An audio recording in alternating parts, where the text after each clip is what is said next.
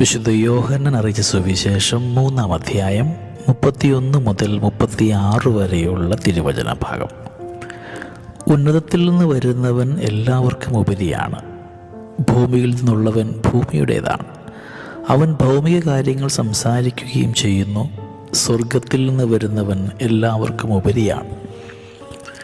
ഈശോമിശിഹ സ്വർഗത്തിൽ നിന്നുള്ളവനാണെന്ന് സ്നാപക യോഹന്നാൻ സാക്ഷ്യപ്പെടുത്തുകയാണ്. സ്നാപകൻ അത് അംഗീകരിക്കുകയും പ്രഘോഷിക്കുകയും ചെയ്യുന്നു.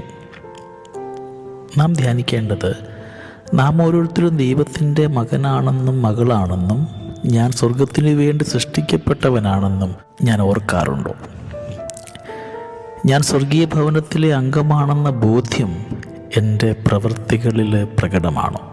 സ്നാപകൻ യഹൂദരെ ഇപ്രകാരം കുറ്റപ്പെടുത്തുന്നുണ്ട്: യഹൂദർ ഭൂമിയിൽ നിന്നുള്ളവരാണെന്നും ഭൗമിക കാര്യങ്ങളിൽ മാത്രം വ്യാപൃതരാണെന്നും. ഇന്ന് ഈശോമിശിഹ കടന്നു വരികയാണെങ്കിൽ എന്നെക്കുറിച്ചും അങ്ങനെ തന്നെ ആയിരിക്കുമോ പറയുക? ഞാൻ സ്വപ്നം കാണുന്ന പോകാനിരിക്കുന്ന സ്വർഗീയ ഭവനത്തെക്കാളും ഈ ഭൂമിയിലെ നൈമിഷികമായ വസ്തുക്കളിലും കാര്യങ്ങളിലും ഞാൻ ശ്രദ്ധയൂന്നിപ്പോയിട്ടുണ്ടോ?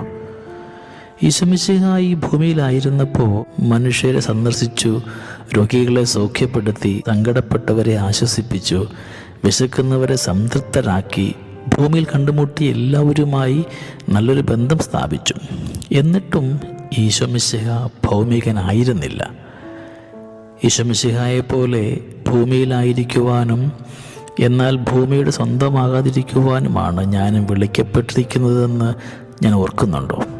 എൻ്റെ ജീവിതത്തിൽ ഞാൻ കണ്ടുമുട്ടുന്ന ഓരോ വ്യക്തികളോടും ആത്മാർത്ഥമായ സ്നേഹബന്ധം കാത്തു സൂക്ഷിക്കുവാനും അവരുടെ ജീവിതങ്ങളിൽ ആഴമേറിയ സ്വാധീനം ചെലുത്തുവാനും അതേസമയം ഞാൻ ദൈവത്തിൻ്റേത് മാത്രമാണെന്ന് മറക്കാതിരിക്കുവാനും അവൻ മാത്രമാണ് എൻ്റെ അവസാന ലക്ഷ്യം എന്ന് ഓർത്തിരിക്കാനും എനിക്കാവുന്നുണ്ടോ? സ്നേഹമുള്ളവരെ, ഈ ഭൂമിയിലായിരിക്കുമ്പോഴും ദൈവികമായ ചിന്തയോടുകൂടെ മുമ്പോട്ട് ജീവിക്കുവാൻ നമ്മെ ഓരോരുത്തരെയും യോഗ്യരാക്കണമേ എന്ന് നമുക്കിന്ന് നല്ല ദൈവത്തോട് പ്രാർത്ഥിക്കാം. ദൈവം നമ്മളെല്ലാവരെയും സമൃദ്ധമായിട്ട് അനുഗ്രഹിക്കട്ടെ. നമ്മുടെ കർത്താവ് ഈശോ മിശിഹായുടെ കൃപയും പിതാവായ ദൈവത്തിൻ്റെ സ്നേഹവും പരിശുദ്ധാത്മാവിൻ്റെ സഹവാസവും നമ്മെല്ലാവരോടും കൂടെ ഉണ്ടായിരിക്കട്ടെ, ഇപ്പോഴും എപ്പോഴും എന്നേക്കും. ആമേൻ.